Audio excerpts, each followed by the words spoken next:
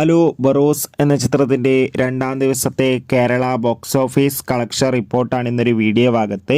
വീഡിയോയിലേക്ക് മുൻപ് video like ചെയ്യുക, ചാനൽ സബ്സ്ക്രൈബ് ചെയ്യുക. ഡിസംബർ മാസത്തിൽ ഇനിയും ധാരാളം ചിത്രങ്ങൾ OTT റിലീസ് ചെയ്യുന്നുണ്ട്. ചാനൽ ഭാഗം പരിശോധിച്ചാൽ നിങ്ങൾക്ക് കാണാം.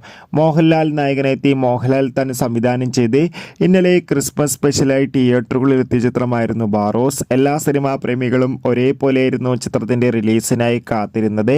ഫൈനലി ചിത്രത്തിൻ്റെ ഏറ്റവും പ്രധാനപ്പെട്ട കളക്ഷൻ റിപ്പോർട്ടൊക്കെ പുറത്തുവന്നിരിക്കുകയാണ്. ചിത്രത്തിൻ്റെ രണ്ടാം ദിവസവും കേരളത്തിൽ നിന്ന് അത്യാവശ്യം മികച്ചൊരു ബുക്കിംഗ് ആയിരുന്നു നടന്നത്. അതുകൊണ്ട് തന്നെ രണ്ടാം ദിവസം മാത്രം ഏകദേശം 3 കോടി 2 കോടിക്കടുത്ത് കളക്ഷൻ സ്വന്തമാക്കാൻ വേണ്ടി സാധിക്കുമെന്നാണ് ട്രാക്കിംഗ് റിപ്പോർട്ടുകൾ സൂചിപ്പിക്കുന്നത്.